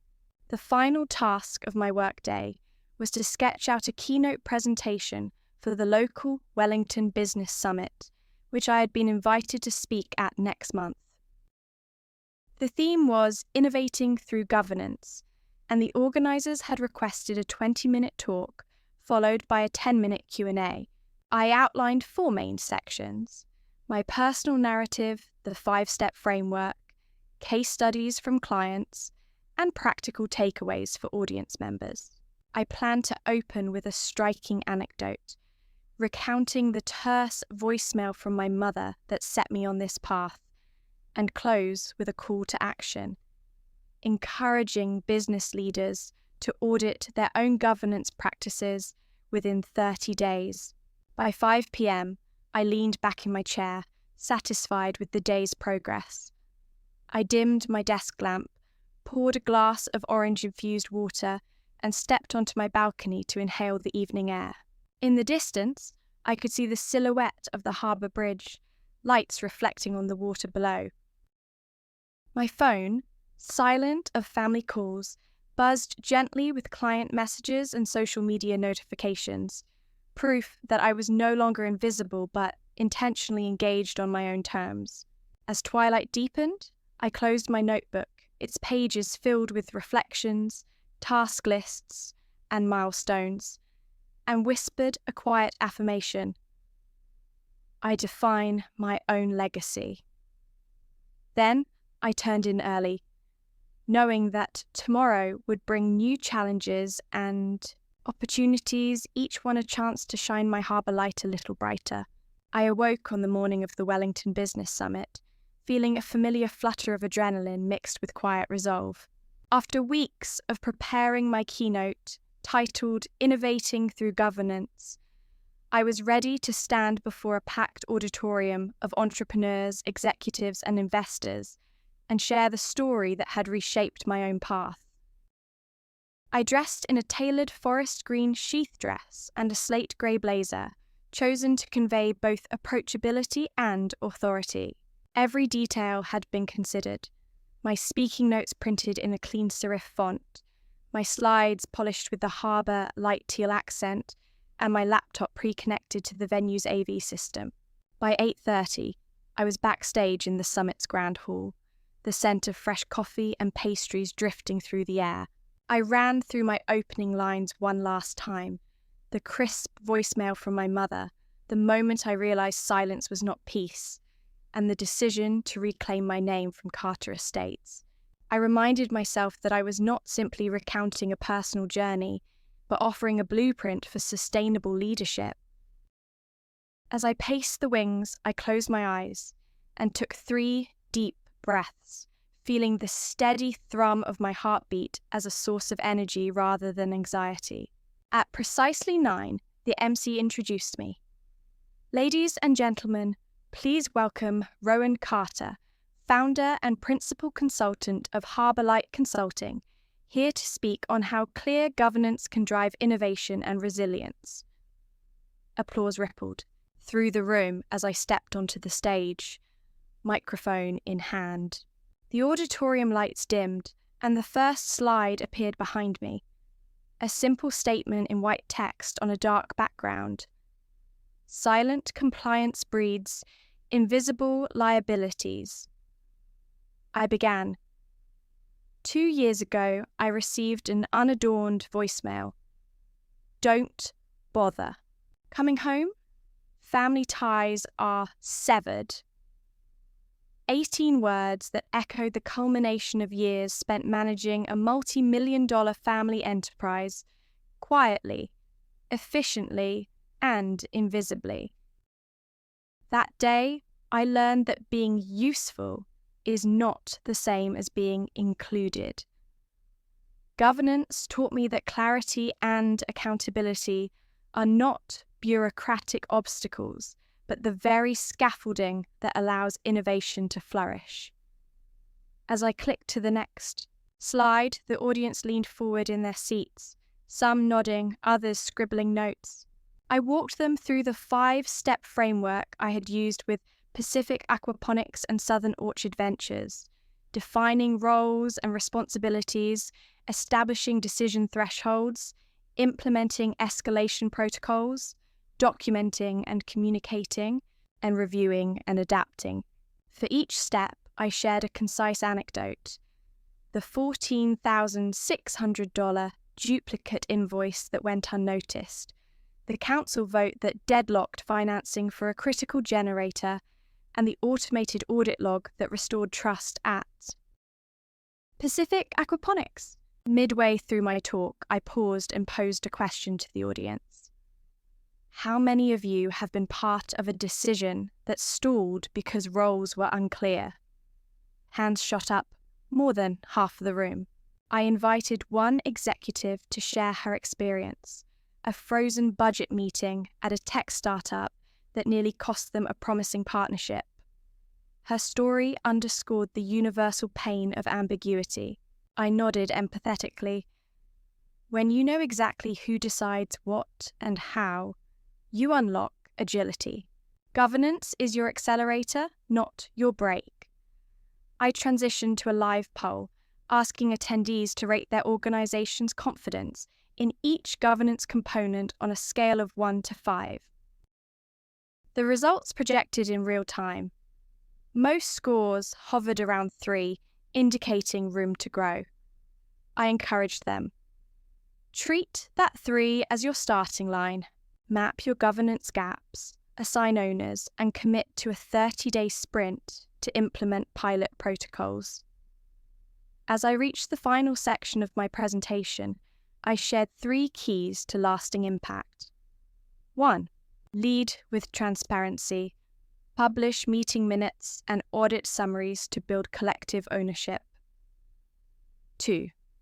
Practice disciplined escalation. Use threshold triggers as guardrails, not dead ends. Moondram. Embrace iterative review. Schedule annual governance health checks and adapt as your enterprise evolves.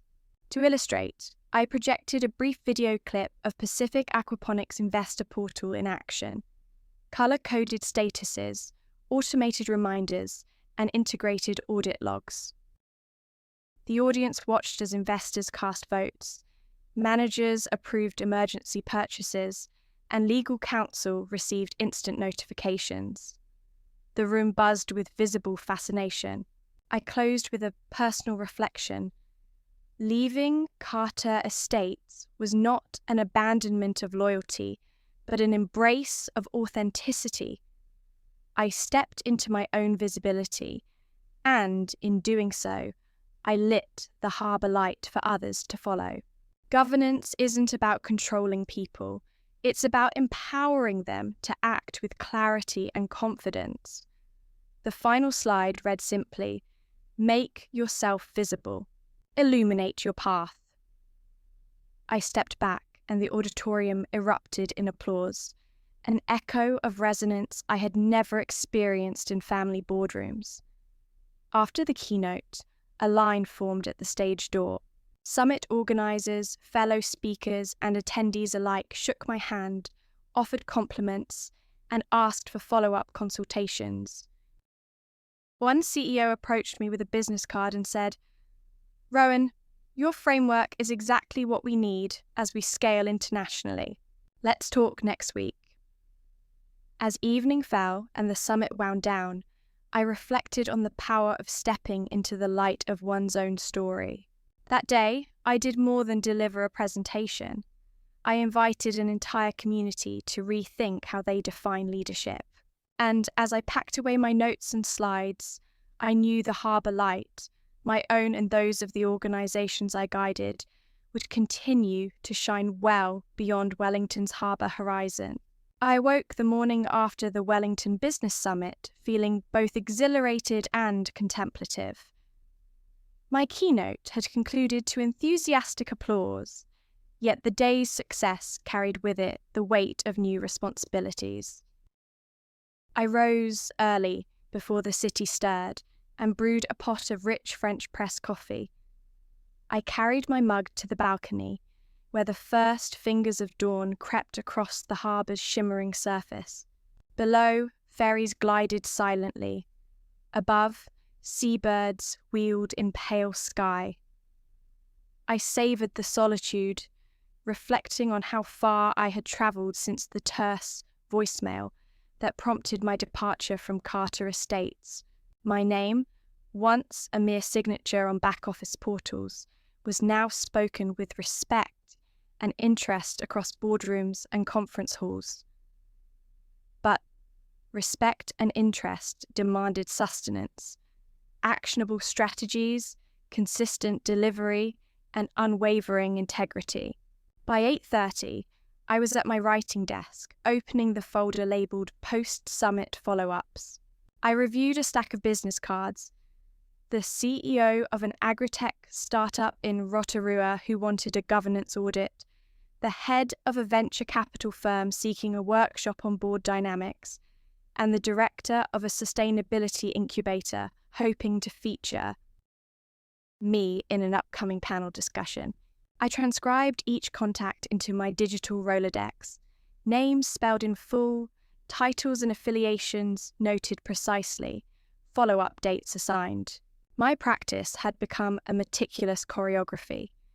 I treated each new lead not as a potential paycheck, but as an opportunity to illuminate governance challenges and guide organisations toward ethical resilience. At 9:15, I drafted concise, personalised emails to each contact. To the agritech CEO, I proposed a 2-day site assessment akin to my work with Pacific Aquaponics, outlining a preliminary scope: 1 day of operational observation, 1 day of governance workshops. To the venture capital head, I suggested a virtual roundtable to explore integrating governance criteria into due diligence processes, drawing on my experience refining investment protocols at Greenwave Hydroponics. To the incubator director, I offered to co-host a panel on the intersection of sustainability and governance, proposing potential guests and topics. Each message maintained the harbour light aesthetic, professional yet warm, precise yet personable, with every number spelled out in words.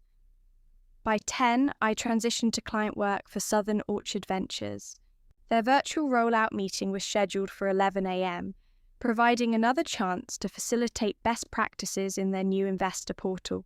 I opened the portal dashboard on my screen, colour-coded status bars, automated alerts, and an interactive calendar populated with governance milestones.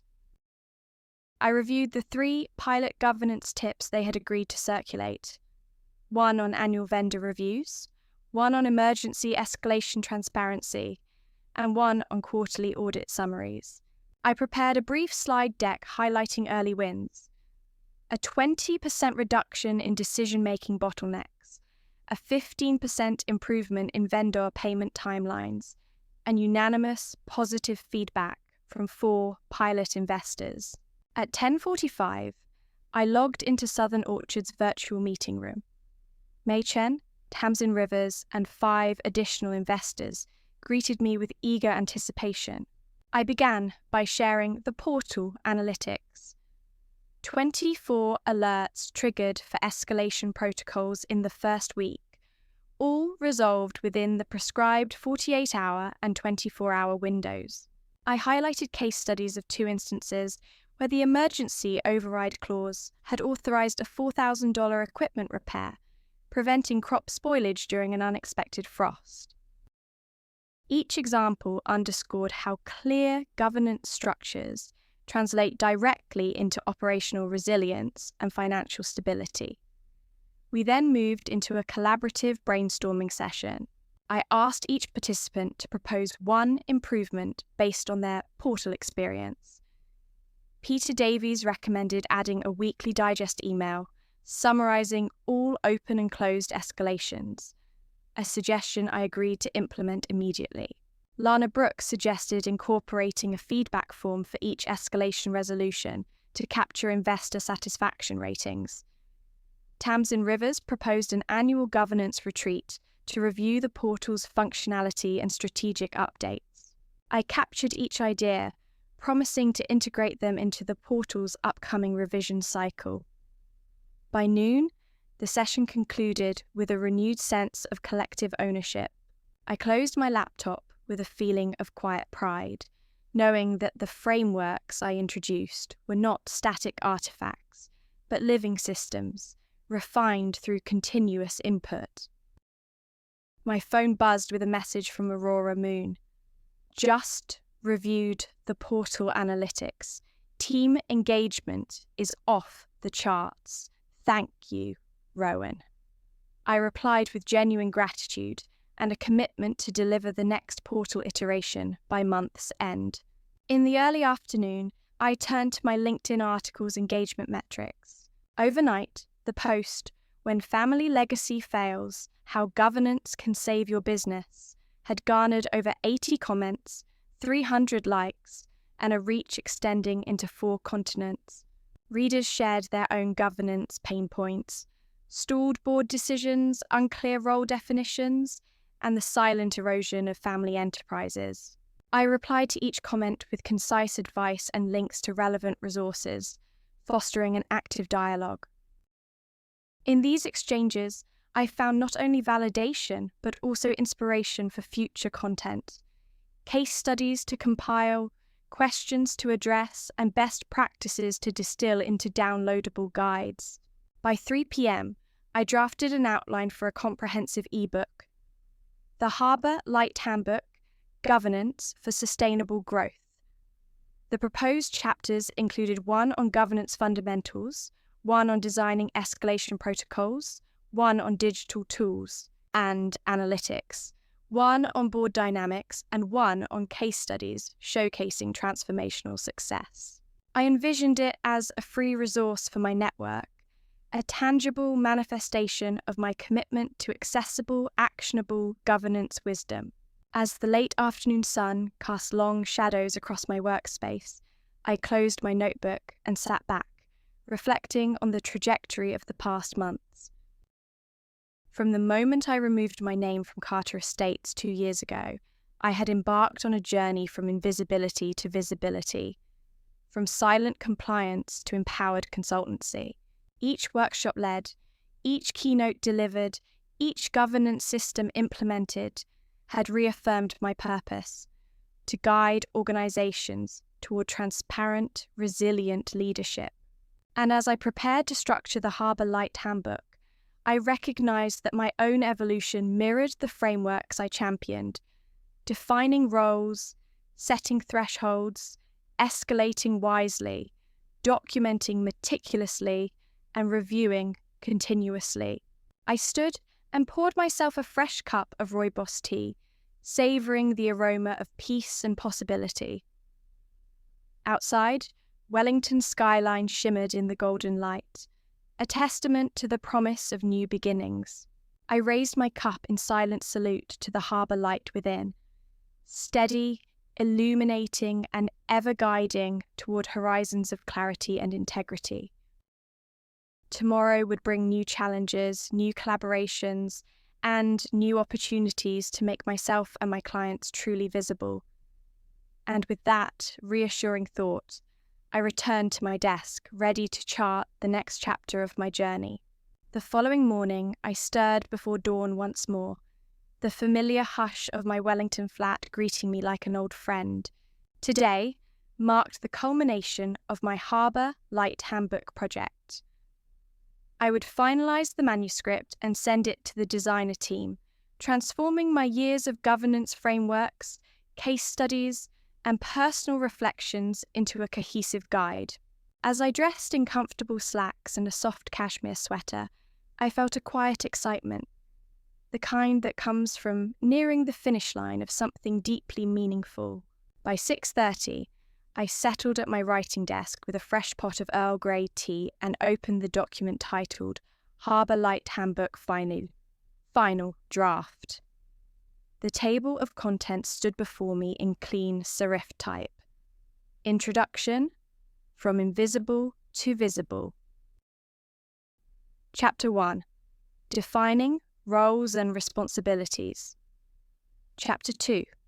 Establishing Decision Thresholds. Chapter 3. Implementing Escalation Protocols.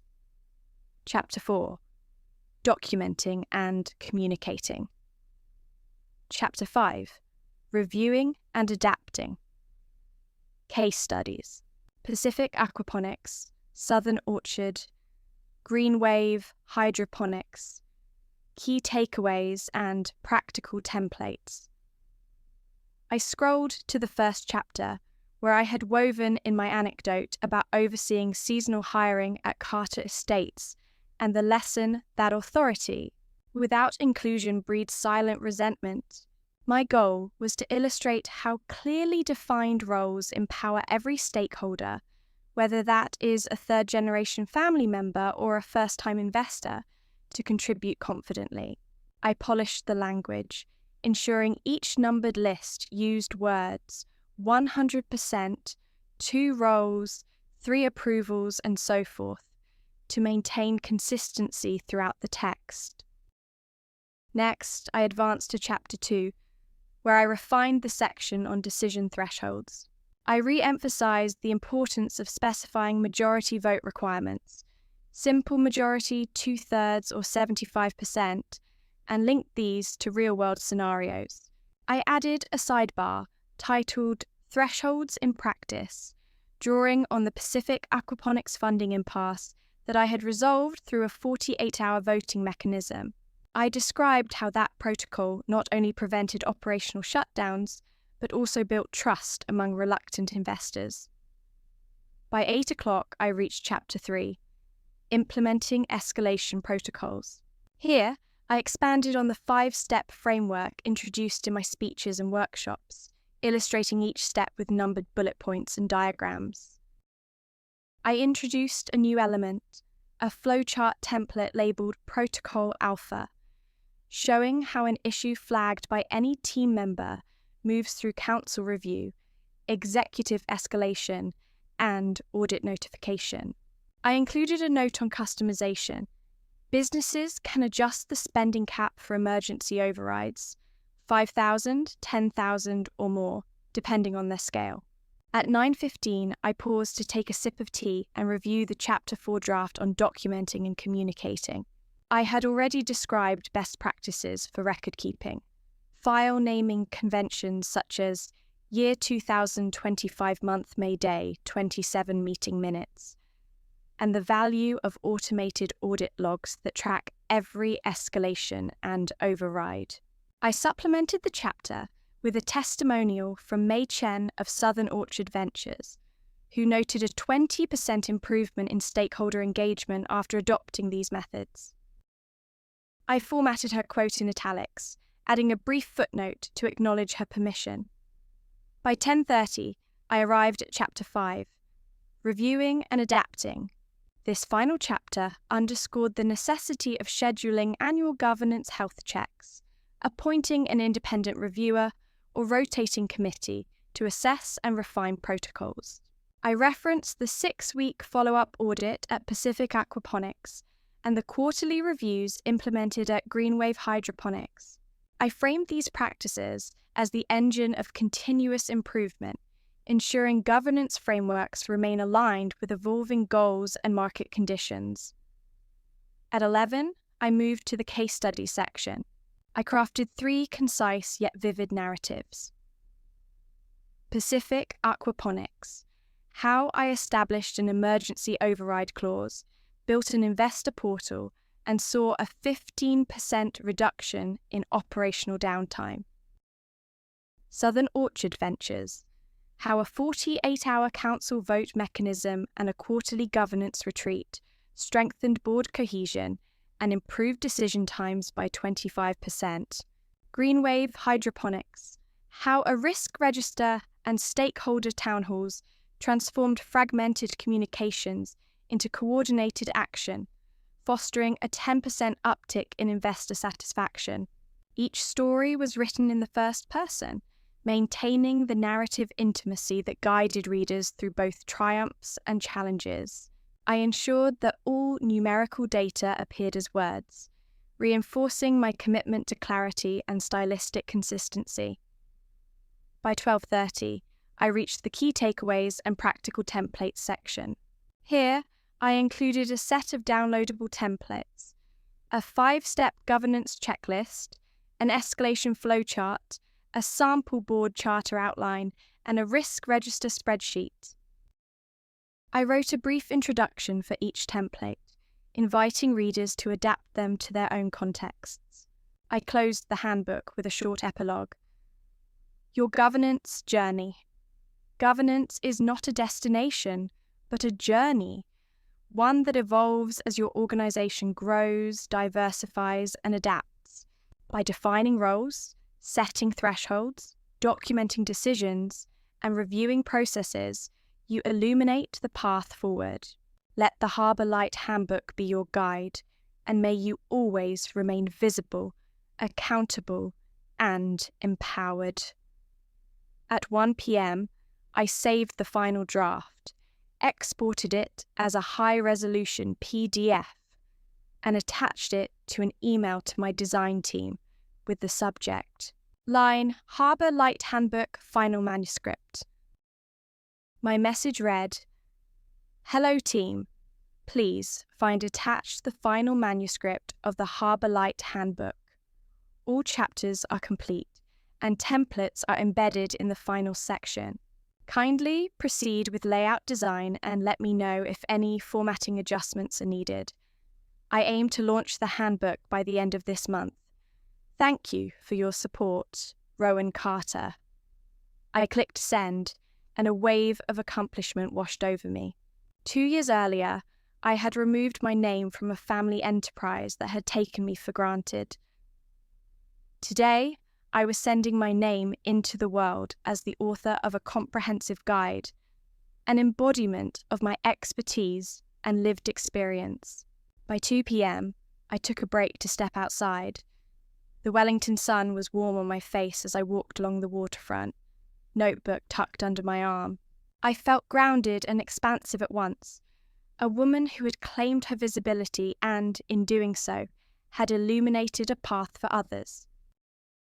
That evening, as I settled in for a quiet dinner of roasted root vegetables and a crisp glass of Sauvignon Blanc, I reflected on the arc of my transformation, from the silence of invisibility to the clarity of governance, from the corridors of family power to the stage of professional autonomy. I had forged a legacy defined by transparency, inclusion, and purpose. and as I raised my glass to the harbour's light shimmering beyond my window, I whispered a final affirmation. I am visible. I am empowered. I am harbour light.